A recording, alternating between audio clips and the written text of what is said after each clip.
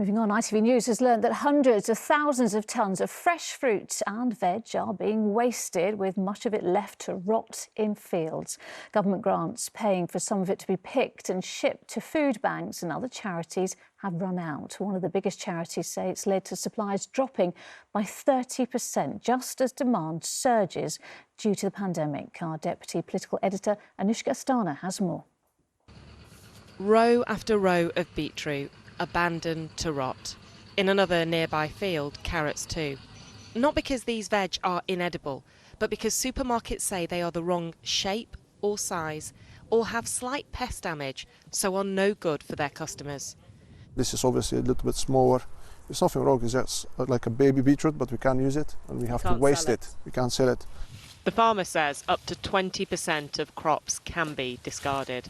That's a lot of food that could go to charity, even in just one field. If we get some of the labour cost covered, plus the haulage cost, so potentially we can be sending up to 80,000 bunches for the whole season to charity.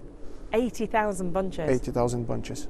The farm has been able to send some of this edible food to the warehouse of food charity City Harvest, thanks to a government grant, but that money has run out.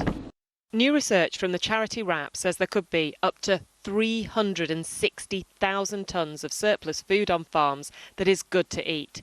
Ministers had put in place a £15 million pilot to help charities divert some of that food to families in need. Last year, the money helped drive up the amount redistributed by 2.5 times to almost 7,000 tonnes or 20 million meals. But the grants are not being renewed. That loss has hit the country's largest food distribution charity hard, because while demand is soaring, FareShare has seen a 30% drop in supplies. That food is out there. The problem is that it is cheaper for farmers to currently waste their edible surplus food than to send it to charities like ours. We are seeing such an unprecedented level of demand still.